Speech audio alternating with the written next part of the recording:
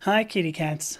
Body modification, like piercings and tattoos, play a role in subculture identities, including the queer community. But body modification has a long history, including many Christian communities. So let's talk about body modification. So before I get going, I am Amethyst Herrick. I am an author and a podcaster. You can check these links that are showing up in the little carousel below for more information about me and all the work that I do. One of those first ones here, my personal website is amethyst.io, and you can find all the social media networks I'm on, and you can follow me for updates on everything I do, which is kind of fun. My professional website is genderidentitytoday.com. You will find all my articles, my podcasts, including these live streams. They get published there, as well as work from other contributors. So I would love it if you wanted to publish something. I would love to, if you want to contribute to genderidentitytoday.com. You can reach out to me personally through my personal website, amethyst.io. And if you like this content, I hope you'll consider subscribing at genderidentitytoday.com. You can get a subscription for like $2 a month. And, it supports everything I do. The last link that you'll see that comes up on the carousel goes to coffee.com. And you can send me a tip if you're... Last Wednesday? I don't know. The 19th of March, I had a birthday. I guess that was last Wednesday. And my birthday gift to myself was getting my right nostril pierced. Now I had already done my left nostril. It was a couple of years ago, 2.5 years ago or so. And I thought, well, first of all, symmetry would be kind of nice. I like symmetry. But I also kind of want to do, I don't know if you've ever seen this, but I love doing, there's like a little chain that people put across their nose. And I'd really love to try that, see what it looks like. Although my nose is kind of, it might be a bit too, protruding. I'm not sure what the word I want to use is. Seems to work better with button noses, but hell, I'm going to give it a shot. Let's see what happens. But as a result, I wanted to talk about my own body modification and how this, how body modification played into my identity as I was growing up, and how it sort of symbolizes my reaction to the social environment, and perhaps more importantly, its reaction to me. So once I've talked about myself, which I was going to do either way, I do want to talk about body modification in history. So I'm going to tell you I'm not like a historian of body modification. It's going to come from this white American standpoint, and I've got some knowledge of it, but I'm certainly no expert. But I think that there are interesting contradictions that we find in today's social environment. In particular, the Christian take on body modification. It tends to be vilified as something that only those weirdos do. And so I want to talk about that after I talk about my own little story here. So let me acknowledge people here. First of all, hi, Kimberly Louise Prance from New Zealand. I got a bit in my Transgender Joy video that's going to publish later today about somebody in Wellington, people in Wellington, New Zealand. So hi. And then Mischief, hi. I want to say hi. Thank you for the birthday wishes. So let me jump into this. Oh, I've got Stephanie Moga too. Hi, Stephanie. Wow. Everybody's here. All right. How did I grow up? First of all, I want to make some observations of what it was like growing up. So this is the 1970s, 1980s. And then Ned 7000 is here. Hi. All of these observations come from a queer perspective. I mean, as I was growing up, certainly I didn't realize it. Well, I did, but I didn't want to think about it. I knew that I was transgender since I was very young. And I knew that I was pansexual, that I was attracted both to boys and girls, again, from a very early age. But I always felt it was necessary to fight against this knowledge. My social environment, so this is the 1970s, 1980s, even in Southern California, was not particularly accepting. And I think that's more the time frame than the location at this point. while I did want to express myself, I chose not to because environment at the time. Because here we go, we're jumping into a wayback machine. Growing up in the 1970s and the 1980s in Los Angeles, okay, Los Angeles, even then, men with long hair were just weird because long hair was still a hippie thing in the 70s, particularly. Women were allowed to have long hair, not men. It's maybe worth noting too. I always wanted long hair and I wore it longer when I was a kid. And then in the early 80s, like junior high school, maybe high school too, I had like this spike thing going on the side. So I'm using a lot of styling gel and yeah, it was the 80s. I'm not going to apologize for that, okay? After high school, like right after I graduated, I started growing my hair out. And so I've had it long, actually, much of my life. I was thinking about that from about 18 until like 42 or 43. I had it long. So, I mean, that's a lot. And then obviously once, now in my 50s, I've grown it out again. In the 70s, and maybe Stephanie, you want to jump in on this a little bit, dyeing your hair kind of straddled this weird line. Because like women were allowed to do it if they were struggling to attract a man, like cougars kind of thing, right? The cougars, they could dye their hair like this flaming red color or something like that. But of course they were harlots and, you didn't want that. Men really didn't do it because it would have been weird. But men were also allowed to have like gray hair. Men were allowed to lose their hair. In the 1970s, you could have somebody like Gavin MacLeod or Sean Connery, both of whom were losing their hair or lost their hair, and that was still attractive. Kind of interestingly, those are also both Scottish names, so I don't know, maybe it had something to do with Scottish people. I'm not sure. Makeup for men was right out. This makeup was like a gay thing, if at all. And nail polish, no way. You're not going to wear nail polish if you're a man. Tattoos. Ooh, tattoos. Those were just for scary people. It was like the Hells Angels people. These are not just hippies anymore, right? These are like the Easy Rider kind of hippies. These are the Dennis Hopper type of people, right? They're riding on motorcycles and, swinging around chains and hitting people, I think. I don't know. These people were going to steal from you. They're going to leave you bleeding. What's funny is the truth is that most of them were actually very lovely people. They tended to do, like I know Janis Joplin, or I guess Big Brother and the holding company used Hell's Angels for security. And I think as a result, the Hell's Angels ended up doing a lot of security during Woodstock because they were scary, even to the hippies. The hippies were like, don't get near those guys. My recollection of piercings were not at all prevalent. I'm looking at a comment that says Mischief got her nose pierced in 1992. Kind of sort of a surprise to me. I don't remember seeing a lot of piercings. Pierced ears, were a feminine thing, but I don't remember all girls getting it done. In part, I think that was piercing techniques because like they were all done with that like a piercing gun, like this spring-loaded piercing thing that would just shove some. It was terrible, really horrible. I can even remember seeing my sister. I'm trying to think of which sister it was, but I remember seeing my sister getting her ears pierced, and she was not happy. I think she was crying at the time, and she would have been probably 10 or 12, I would guess, when she was getting it done. Pierced ears on men were rare. I mean, look at any pirate, like any kind of pirate thing, they have pierced ears. But pierced ears on men were weird and ultimately ended up being code for if you were gay. And I think that was the right ear. So I don't know if everybody remembers. I think it was the right ear ended up being code for being gay, but just certainly wouldn't want to get both ears done because, again, just weird. I don't think I can think of a person with even a nose piercing all the way through high school.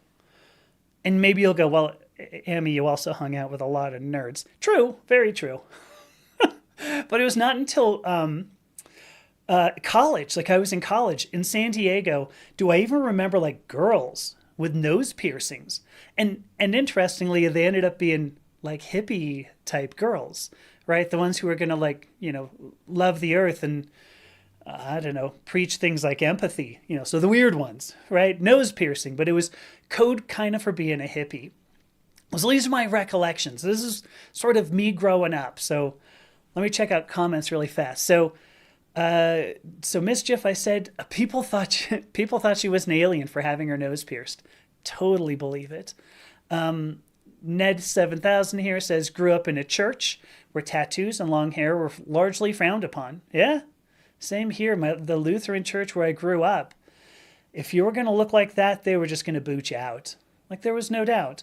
So it says took them a long time to be okay with long hair, let alone to grow it out. Yeah, isn't that it's fascinating just growing up what we soak up from our our social environment. But now Ned says by the time they came out as non-binary, nobody was going to tell you couldn't have gender-affirming surgery. I'm not sure when that was, but they don't have any tattoos. So oh my gosh. So Stephanie, holy cats. Stephanie got her ear pierced in 1979. Wowzers. So she says her father was enraged. I can't even imagine if I had done that in 1979. Wow. You are far stronger than I am, sister, but I've said that many times. All right. So, and also Stephanie says right ear was gay coding. So right ear. All right, let me talk a little bit about my own early body modifications. I didn't really do anything until I got to college. So I mentioned I grew my hair out, but I never dyed it because my hair was my natural hair color is like this blonde. Well, now much of it is gray, but we won't talk about that. It's further birthdays. But it was blonde. Its natural hair color is blonde. And especially with sun, I would get these gold streaks going through it. And it was really, I thought it was beautiful. What was crazy was having long hair, even in 1988 in Southern California. I was kind of exotic. It seemed kind of weird. People were interested in me just for the long hair. I will admit I loved it. People would come up and go, ooh, can I touch your hair? And I'm like, yes, you may. I don't care who you are. Play with my hair. I love it. So I do, my hair's kind of weird, speaking of. I got my left ear pierced. So my left ear pierced. I think it would have been anywhere between about 89 probably and maybe about 92. I'm a little unsure when I started this, but I did it to impress a girl, and now I'm thinking about the girl, and so I'm thinking maybe it was closer to 89. I'm not proud of that. But yeah, I did it to impress a girl. But I sure as shit didn't choose the right ear, right? Because at the very least, I knew I didn't like boys. Right. And then I got it done. It was that stupid, the spring-loaded gun thing at Claire's. Oh my God, I can confirm those suck. But when I got that first ear piercing, I suppose, it set something off in me. And it was really fascinating. Suddenly I saw piercings as a form of beauty and like a form of self-love, a form of decoration. I was taught that as a man, decoration was, well, weird. But I wanted more and more piercings. And so I took either a safety pin or a needle. I actually had like a special safety pin and then a special needle. And over the course of the next couple of years, I put another 9 holes in my ears. So I ended up with three holes on each of the lobes, and then 2 up in the cartilage, up in the cartilage. I did all these myself.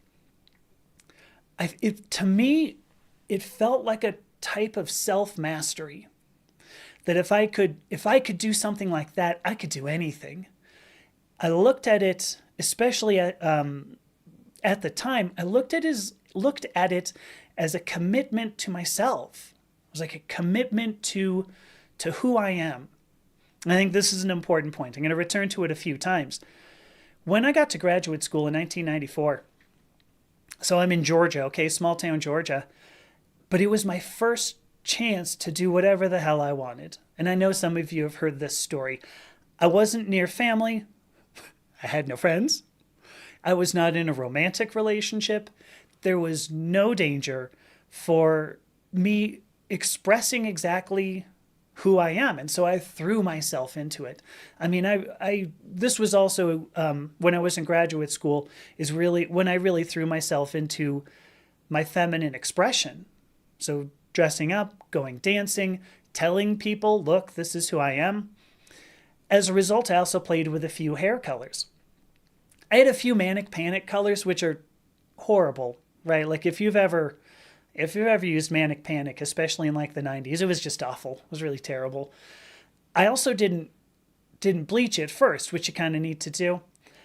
But I used one of those, I remember. It was called Rubine, and I just actually really loved, first of all, I loved the name, but I thought it was going to turn out like burgundy, and it turned out pink, which, you know I kept it for at least a few weeks, the pink hair, which was funny because people when I would walk down the street in Georgia, in Athens, Georgia, would see me with pink hair. They'd be walking, talking to somebody and go, oh, shit. And like cross the street. And I thought, it's just pink hair. Why is that so weird? Because then I dyed it blue-black. So the black number one sort of thing, because I thought I would dress up as a vampire for Halloween 1994. And when I got out of the shower, I just loved it. It was sort of was like looking at who I expected I was all along, but I never knew that that's who it was. And that gave me more confidence. I dressed in a more gothic way. I had rings all over my fingers. I had, my ears, tons of rings in my ears, right? 10 rings in my ears. I would wear makeup. I would wear nail polish.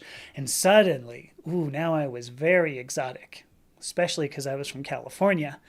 And it was interesting because people would cross the street with the pink hair more than the black hair. I would have thought, weird person walking at you with a leather jacket, you're going to go, oops, let's get over on the other side. But it was in graduate school that I heard about body piercing. And now this really interested me. I wanted to I did get several, but they were always hidden. Like I had both nipples pierced, I had my navel pierced, I had my tongue pierced, I think 3 or 4 times over the course of a decade. It was all fascinating to me. And again, I saw it as a bit of a commitment to like who I am, to my identity. And of course, since I had my special safety pin, I pierced my own nose a few times, 2 or 3 times. I'm not really sure. I always let it heal back up. And in part, it was because nose piercings, to me, always read feminine. And to me, my feminine part was more private. I wasn't ready to commit to a feminine identity, which is, I still look back and I go, how weird that is, because I'm going out every weekend in like a skirt. Like you'd think I'd committed at least a little bit, but so I didn't. I always took the nose piercings out. I did end up getting one tattoo in graduate school and then another one, I'm not sure, 15 or so years ago. But tattoos, at least for me, were always less interesting than piercings. I think maybe there's a permanence involved that piercings just don't have. I don't really want pictures on my body. I just want my regular body, but some rings, some jewelry, just bling it up a little bit. So, and I know some people use tattoos in that way, just a little bit of blingy. But so that's what I did. All right, I want to talk about some body modification after I began transition. Let me jump to comments really fast. So Kimberly Louise says she's 60 and pierced her ears at 17. Wow. Used to dye her hair copper bronze around the same time. I'm curious, were you presenting largely feminine at the time, Kimberly? I would love to hear. All right, let me talk quickly about body modification after transition, or in that general area. When our son was born, so this was 2011, a little bit before, even 2010, what I believed is that I needed to throw out anything, weird. I cut my hair. I stopped dyeing it. I removed all the piercings. I actually got laser tattoo removal on my head and armband. I got that taken off. And again, what it was for was to commit to an identity as a normal cishet white male in technology, and that would allow me to move up in the world. This was my belief. Now my story, because I know most of you have heard this, my story obviously didn't really go that way. Queer is queer. I think I'll just say that. I struggled to perform cishet white male in technology. The technology part was fine. The rest of it, I didn't work particularly well. And I had a series of breakdowns over the decade that I was trying to do this that resulted in me beginning gender transition at 52 years old. And one of the first things I did, I'm thinking about this because I think it was October 10th. I believe it was October 10th. So it was 3 months and a few days from when I had put on that first estrogen patch. Because I believed by that point, I had already believed 3 months in, what was feminine belonged to me now. It belonged to me. Now I could grow my hair out again. Now I could get different colors because presumably, this is, hair tie, right? And within about 9 months of that estrogen patch, by about March of 2023, I looked mostly like I do now. I mean, I got, bangs put in a little bit later, but I want to reiterate all of these changes, all of the decoration that I started going through, all of it was to continue to commit myself to the identity that I knew I always had, but typically hid. So now I got my right nostril pierced, happy birthday to me. I'm already thinking about my septum, right? Which is supposedly, I would swear somebody told me this, that it's lesbian code. That's the code for being a lesbian. I didn't, especially black lesbians, I think is also what I read. But now I can't find whoever said that to me, so I don't know. And I'm ridiculous me. I'm still thinking about getting my nipples pierced again. I don't know. And I would love some little lavender flower tattoos on my arms. So this is what I'm thinking about. Because now that I have transitioned, now that I have embraced who I am, now I am allowed to be who I am. And looking back over my life, I got to tell you, I find this very disappointing.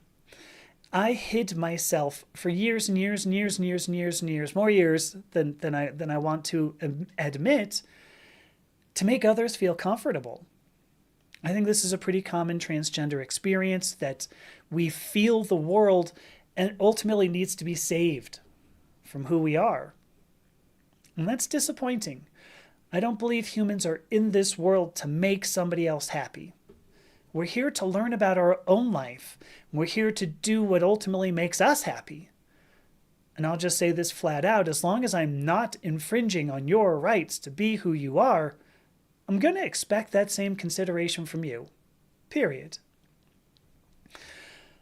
All right, so I've actually talked about myself. There's my whole story. Let me talk a little bit about some history. I'm going to jump down to this one comment. Kimberly Louise says she started to transition at 17.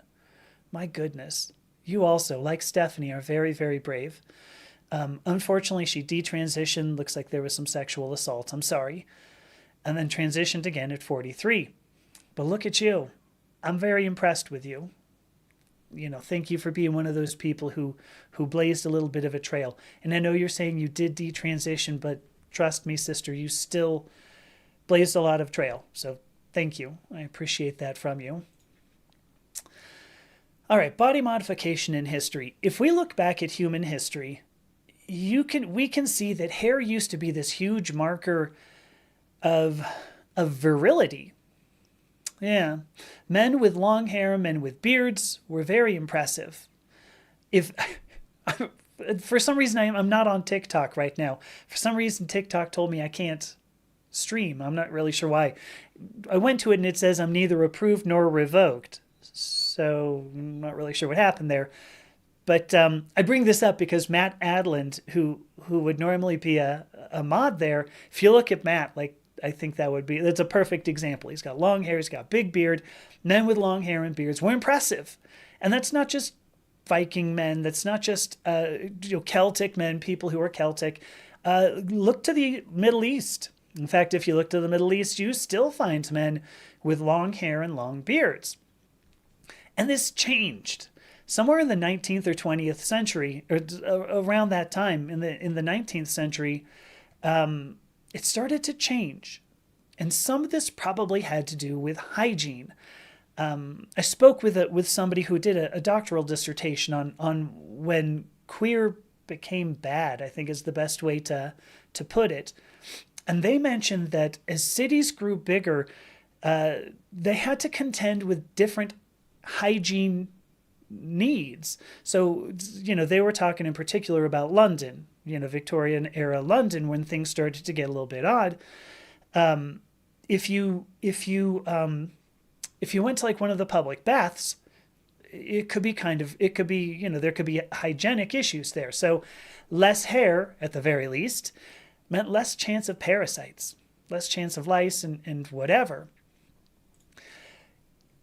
Now, that being said, another fascinating thing, so gay men used to be coded by like fastidious looks. And I think this is still true. A lot of gay men put a lot of emphasis on being well put together, as they want to look well put together. And what's interesting, Jerry Seinfeld had a bit, 30 some odd years ago, long time ago, where he said, people think he was gay because he is thin and he is neat. Just by taking care of your appearance and your apartment, apparently, people thought he was gay. So these kind of go from two different directions. Men were cutting their hair, and yet there was still sort of a coding to go, well, but are you gay now that you are concerned about how you look? I don't know. Tattoos. Tattoos were used as markers, again, of virility, oftentimes for, what do I call it? Success in battle? Capability? But they were used as markers to show, again, a sense of manliness in some ways. But then you can look at other cultures where they had women fighting as well, and they would get the same. So you would get tattoos for battle capability, let's say. Also for some religious purposes. So like we have some idea that Celtic tribes use tattoos for tribal identity, particularly like sometimes Druids would end up with some sort of tattoos to indicate their priesthood, I suppose. But tattoos were a way of finding identity through common body marking. So I brought up hair, and we started changing it possibly for hygiene, but tattoos were used for getting a tribal identity and a personal identity. If you look at piercings, these end up playing a huge role in African tribal identity and also virility, battle capability, and some of these were used as coming-of-age rituals. So ritual body modification to note like a passage of time, a passage of human experience, So you've reached puberty, great, let's do something for you. So I want to ask the question, like, why do we throw this all out? We look around us today. If you go back to like the 1950s, everybody was really super clean cut. And I don't think it's just because like all of a sudden we have electricity and now clippers are really, easy to use, because the Romans were shaving themselves with straight razors for a long time. In fact, that was one of the real markers of Romans when they came at least into like Gaul and Britain, was that they were shaved. And so you could tell who they were if you wanted to shiv them. There you go. So why were these markers which characterize identity, why were these ejected? Because part of me wonders, was the American dream supposed to be characterized by mental identity, mental feats, mental capability, instead of physical identity? And I don't think so. It is likely that hygiene played some role. But there is benefit, clearly. There is benefit to those in charge to make everybody indistinguishable from each other. And if you think about the dystopian novels, if you think about 1984, or, I mean, even the movie Logan's Run, The Matrix. The Matrix is a great example of these two. If you think about these dystopian stories that have like a totalitarian kind of government, everybody's indistinguishable. Maybe you get a barcode, right? You'll end up with a barcode. It's on the back of your neck, maybe. You get a barcode. And I think it's because this prevents people from expressing identity that the social environment finds uncomfortable. And I think that's the biggest reason why it's subcultures who end up with body modification. All right, I want to talk about Christianity really briefly, but I also want to check comments here as well. Sidesh, I'm sorry, I don't remember you before. Thank you so much for showing up. Says, so their friend is 22 years old, male, has started transitioning using estrogen. Any advice for him? Absolutely. If you can give me another 5 minutes, I would love to talk about that. Bobby Bamlett, first of all, hi Bobby, says her first tattoo was in 1975, marking her divorce. Zoinks. There you go. Eventually, her entire left side was made out of tattoos. Working in a male environment, most of the tattoos were tribal and nautical. Oh, it's fascinating. Yeah, see, it's very much an identity type thing. So let's see. Nijo says, crap, I'm late again in the middle of making dinner. That's okay, Nijo. But she does have Cajun chicken on the go. So there you go. Not bad. Nijo also asks how I'm doing with that paper, if I've had any luck finding you on Discord. Do we talk about that? I should probably do it. I was out of the office, right? I went to Minnesota, and I'm really only just catching up on a bunch of things, Nijo. Swear I'll get back to you. All right, body modification in Christianity. Now, maybe you're going to say, oh, come on, Amy, no Christians would do body modification. What about circumcision?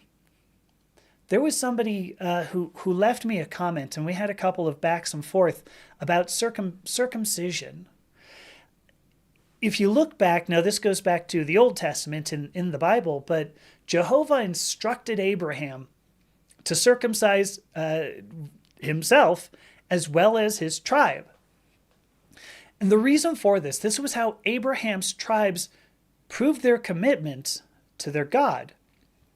If I were to rephrase that, it was a way of establishing tribal and personal identity. I mean, I'd almost kind of love to hear some of those. Like, how did that conversation go, right? I mean, Abraham comes up and is like, so, Jim, we're going to circumcise you. And Jim's like, oh, what on earth is that, right? Well, we're going to do this.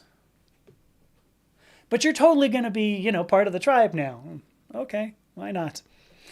I think Joseph Campbell would end up calling this a manifestation, ultimately, of the hero's journey. Because think about this. It's a ritual death. You've changed your body in a way it's not going to come back from. You go through this healing, and it is a ritual rebirth. Circumcision was and is still ritual body modification. Flat out. Much now you can say, okay, well, let's look at, what we find in Exodus. Let's see what we find in Leviticus. Much of Mosaic law, right? So stuff written by Moses, the first 5 books of the Old Testament, stuff that's in the Torah as well. So much of Mosaic law was based in hygiene. Don't eat meat of the cloven hoof, right? Pigs, don't eat that. Can't sleep with women who are menstruating, things like that. And so maybe you could say, well, circumcision was used for prophylactic purposes. It helped prevent diseases. And you can see, like in Africa, circumcision has been used since, I think, about 2007 to reduce the chances of transmitting HIV. So you could say that. You also have the point of view, like, you have to heal this up. that's an open wound for a while. So, is that necessarily going to help prevent disease? Who knows? The other bit, too, is that Celtic tribes didn't appear to practice circumcision. Presumably, they were just able to wash. They got near somebody and they go, "Oh, you're a little schmutzy," and they go, "Ah, sorry, I didn't mean to be schmutzy. I'm going to take a dip in the river. Okay, I'll be back, and then we'll have a little fun, right? That'll be good." But we do find the practice in ancient Egyptians, ancient Africans, Australian Aboriginals, Polynesians. It isn't just Christians, but it looks like, at least in some of these cultures, it might have been used somewhat like a ritual castration. After there were enemies who were defeated, you defeat them and then circumcise them, which that would suck, right? But we see this even used that same way in biblical stories. So as tribes submitted to the Abrahamic tribes, not the other, as other tribes submitted to Abrahamic tribes, they'd get circumcised. Was this a ritual castration? Very possibly. So let's think about this. Christians right now, many Christians, and I understand not every Christian, ends up getting circumcised. A lot of sects of Christianity do practice circumcision. I'll just throw this out here. When I was a kid, when I was a baby. In fact, the first time I ever saw an uncircumcised penis, I'm like, what the fly? What happened? I'm like, what happened to you? And the person's like, what? I'm just as God made me. And I said, interesting. So I'm not. Fascinating. So this was a form of ritual body modification. And again, it's to prove membership in the tribe. And I think, just to throw this out here, I think you could even contend that like what's the bit we're calling this? Is it conservative makeup, Republican makeup, the little raccoon look, the Marjorie Taylor Greene look? I think the Lauren Boebert look. I think you could even contend that like conservative makeup is a form of coded body modification to imply membership in a tribe. And that's because body modification is a form of expression done to commit to an identity. It's that way. It was that way for me. It was that way for early Jews. It's that way for Christians now.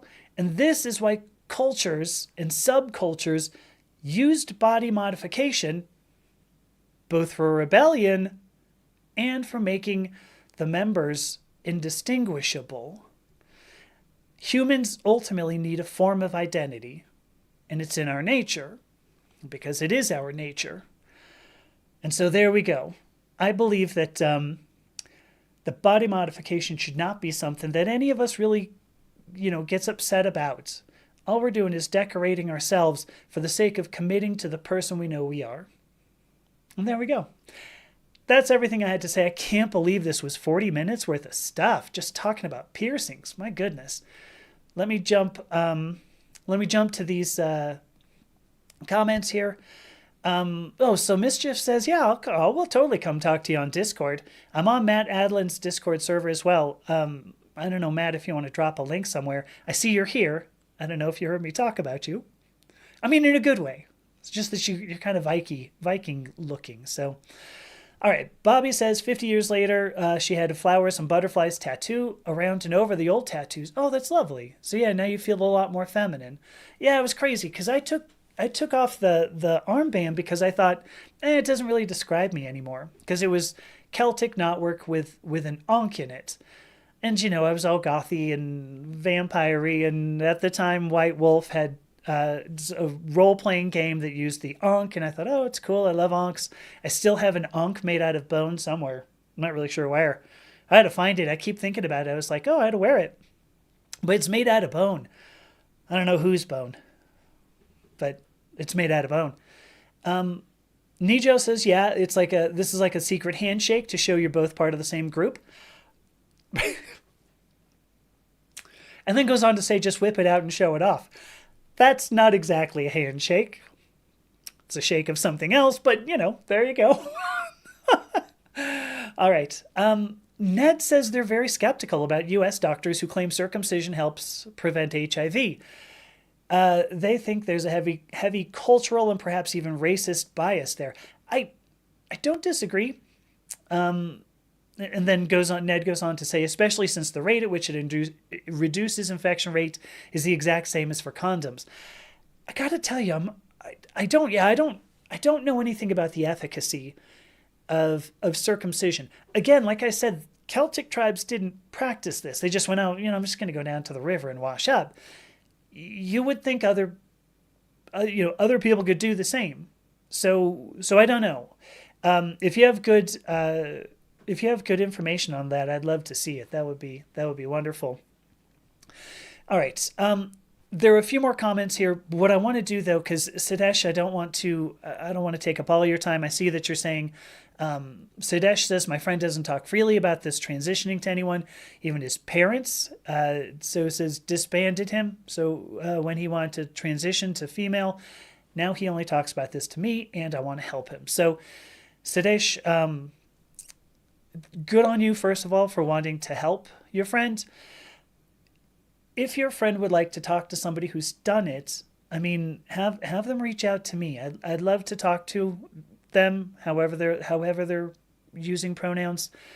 Amethysta.io. I've got a contact page, but only if your friend is going to be comfortable with it. If I can offer any advice on this, though, it's going to be this: embrace it. It's going to be so hard. It's really, really going to be difficult. Transition is probably one of the most difficult things, first of all, I decided to do. And then committed to, and then went through with. And I will say that I went from hating who I was, to loving who I am. My biggest piece of advice: embrace this, let it happen. I see that maybe your friend's losing family, and that's a bummer, but that's on them. It's on the family. It's not on your friend. Your friend is embracing the person they know they are. And I think it's beautiful. And if there's, again, if there's anything that I can do to help out, by all means, ask your friend to reach out to me. There's a lot of advice I could give in terms of, how do you end up looking the way you want to? How do you find clothes that are going to work? How are you going to find makeup that works? Do you want to look at voice feminization? Do you want to look at what changes are important? How do you get surgery? What surgery should you get? There's a whole lot to it, and so yeah, I think the other bit of advice would be talk to other transgender people. Not even necessarily me. Talk to other transgender people, because seems very common that all of us, when we start transition, feel totally alone, and we're not. There are many of us in this world, and a lot of us want to talk about this. Apparently I'm one, so there you go. So Sadesh, hopefully that helped. If it didn't, let me know. Kimberly Louise says, always love your weekend sessions. Thank you so much. I appreciate that. Let's see. Nijo, this is funny. I saw this as I was talking, but Nijo says she can't wait to talk to a surgeon about bottom surgery. Seriously going to say, look, doc, I need you to finish what the rabbi started. We got a little bit taken off the top, sort of like, when you're getting a new hairstyle, but I really like to cut it completely short now. I would like the hairstyle sort of like a buzz cut. Let's pretend I'm going into the military, doc. Of course, not the military here in the U.S., because apparently you can't, but that won't last long, I think. So, Nijo also says she loves tattoos and piercings. Her mom was an old school punker. Oh my gosh. I gotta tell you, when I was in like an undergraduate, so I'm in San Diego, I saw people with the whole punk look, right? And I always thought, how weird. Because, it's like weird hair colors, piercings and stuff. And I thought, it's kind of odd. But looking back, it's like, again, it's a way of declaring who you are, and declaring who you are in a way that the rest of the world sees. And this is why I think, body modification, not even body modification. This is why I think staying true to who we are and expressing who we are externally means a lot, because I don't want to be indistinguishable from everybody. I don't want to live in the Matrix. I don't want to live in, 1984. I don't want that. And so I would, I think it's important for us to express who we are, at the very least, to say, listen, there is a spectrum of human experience, a spectrum of human expression that we need to embrace. You don't want everybody to be the same. That's boring. Aside from being boring, it also halts social evolution. So anyway, let me end with that.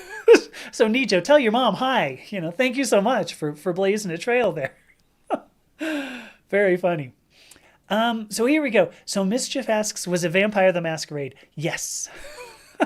So an interesting tidbit here, and I believe I've talked about this, but I'm going to throw it out anyway.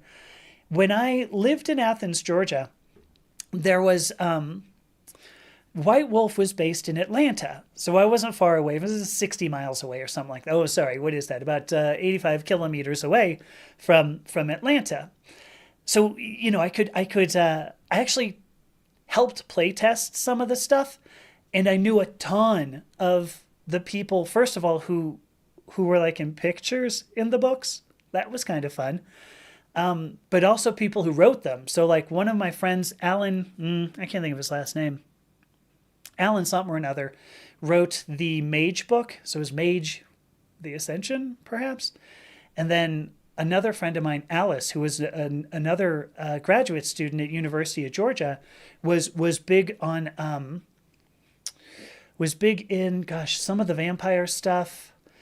Her, I believe now husband, although possibly that's been 30 years, but worked a lot on the werewolf stuff. So that's kind of cool. There was a lot of overlap with people in Athens and people in Atlanta for all the White Wolf stuff. So I knew some of those people. I recently, where did I find it? I found a PDF of the original book for The Masquerade. So this was the live action role playing version of, a vampire of the tabletop. And that was what I play tested, by the way. That was where I used a character named Selena, which is now my middle name. So, look at how history continues. But so I helped play test some of that, the Masquerade stuff. It was a lot of fun. I had a couple of characters. One was presented as a man, and then one that presented as a woman. So it's a lot of fun. Vampire the Masquerade. All right, let me see what else we have. So Nijo says, does her voice training at T-Zone? I don't know them. Wow, it's 2 lessons a week for a year for $55. That's $55 a month, I think. But I don't know T-Zone. So I'll have to, maybe if you could email that to me, Nijo, or sorry, I'll connect with you on Discord, I swear. That'd be cool to get that resource, because I'd love to hand that out to other people too. Bo is here. Hi, Bo. So sorry you was late. That's fine. Oh, but look, you used a good Alice in Wonderland reference. I'm late for a very important date. There you go. Wait, Nijo, when did you get the pink and blue mohawk? You don't have that now, right? Anyway, she says she looks exactly like her mom, except have a slightly thicker brow bone, but like legit, I have a picture of the two of us side by side, and you can't tell us apart. That's pretty cool. One thing that's very good, I sure as hell don't want to look like my mother. Oops. Hopefully my mother's not watching. I don't know. I do look a little bit like one of my sisters, though. Kind of look like my sister, but... Shakes the Bear is here. Hi, Shakes. Says, missed the start of the stream. It's fine. Whatever. Wait, no, Nijo says her mom bought the first tattoo at 16. Damn. Like, that's not bad. When I was 16, my father was yelling at me for, driving too fast. So I wouldn't even have thought about a tattoo. So there you go. Interesting point is Mischief asks a very interesting question. What do I think about the people that got vampire fangs done at the dentist? I knew a guy. Oh, I wish I could remember his name. I knew several people who did that. I was very much in the Gothic community in Athens and then Atlanta, and again the vampire people, the role playing people, but then just sort of the alternative subculture. And so I knew several people. I knew one person who got like the werewolfy thing, right? So his things on the top and then things on the bottom. I don't know exactly how I want to do that, but I hope the funny faces were funny. So, what do I think about them? I went to the dentist. Full disclosure, I went to the dentist and I said, "Would you be able to put prosthetic teeth on me?" And he took a look at the like my molars because I used to grind my teeth a whole lot. And he goes, "No, no, there's no way. Like I wouldn't do that." And I said, "Well, how about like a bridge? Can I get a bridge? A little thing there?" And he's like, "Yeah, it's probably like $700 or $800." And I went, "Oh, then that's a big no." And I left. But I the vampire tooth thing.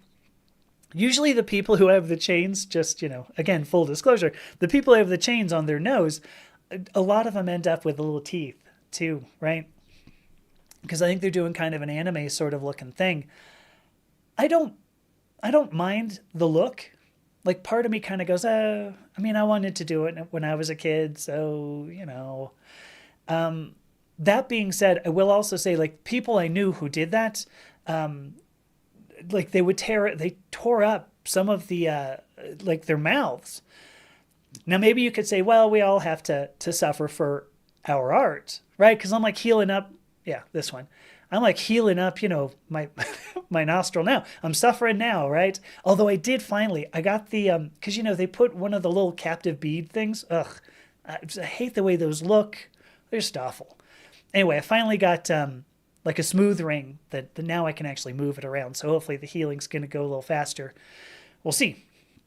But anyway, I knew people who would tear up their mouths. And even though we have to suffer for our art, I mean, there is a certain level where I kind of go, I mean, Nijo mentioned she did all her piercings herself. All right, that's something else. But you did your own navel. That's impressive. That's impressive. When I got my navel pierced, that was really the only one that hurt for what it's worth. But I moved a little bit when it was happening, and I think maybe I got a little bit like it's a little bit twisted.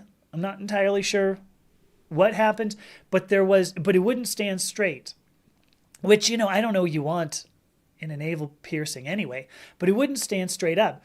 So I'm thinking, well, no big deal. I can handle this, right? Looks like there's just like a little flap of skin on the side. I can take care of this. So I went and I got my X-Acto knife, like you do. And so I just got that little flap of skin off.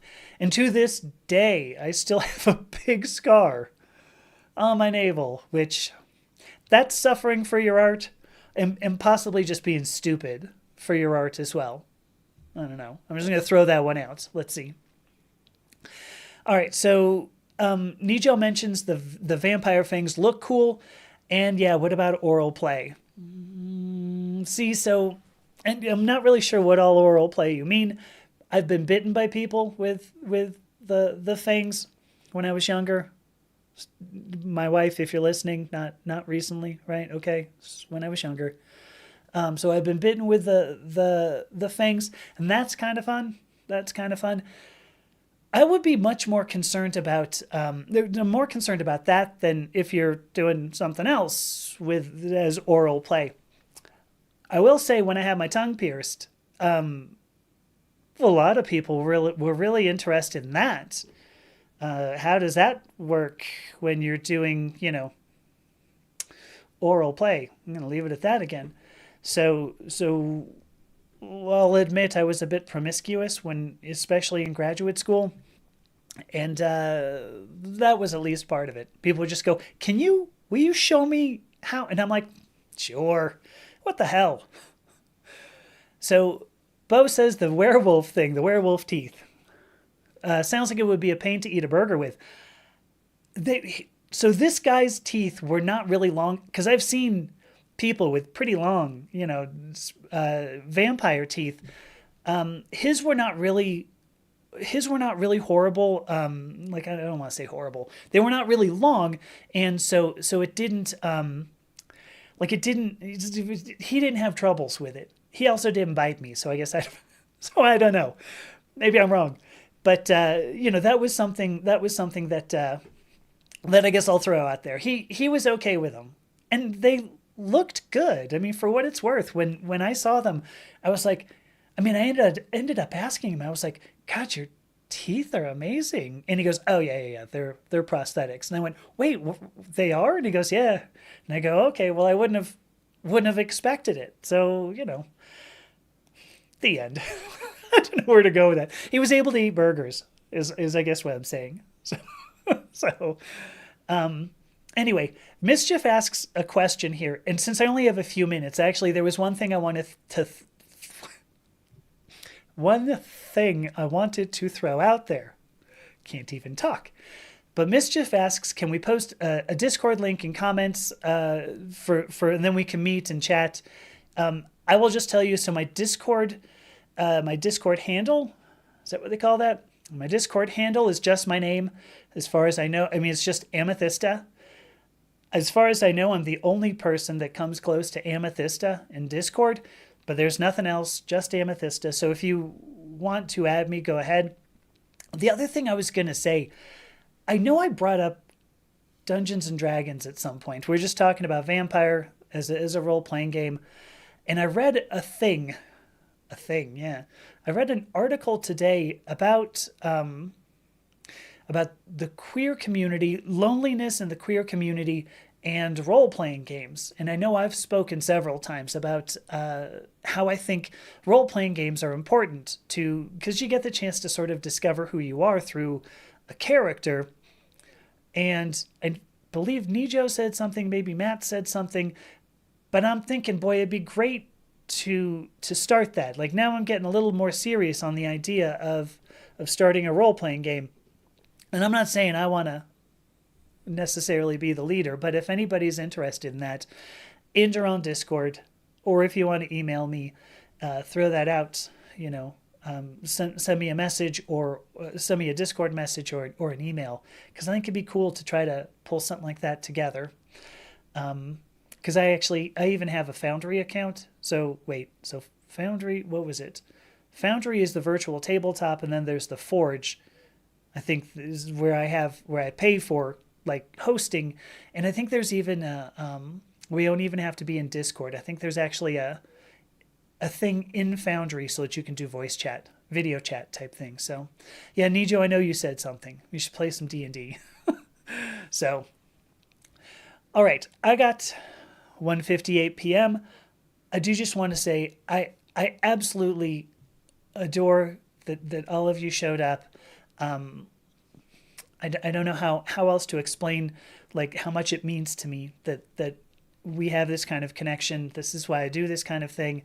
I'm really bummed that I couldn't be on TikTok this week. I don't know what the deal was, but thank you so much to all of you, Shakes and Mischief and Nijo and Bo and Matt, Sadesh, thanks so much, Ned, Kimberly, Bobby. I'm trying to go back through everybody here. Stephanie, thank you so much.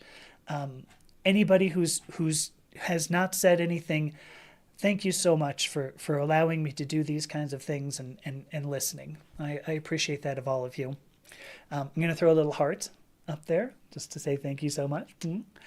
Matt also says he's been building a campaign for a while now, so I think we should all take him up on that. All right. So there you go. Thank you again. I'm Amethyst Herrick. Oh, wait. Mischief is saying doesn't accept friend requests? Ooh, I don't know. I didn't do that on purpose. I'll have to figure something out. If you want Mischief, send me an email through my website and I'll, I can add you. But I didn't think that I had anything stopping it. All right. Shutting it down. Thank you again. I will be back next week. And talk soon. Bye.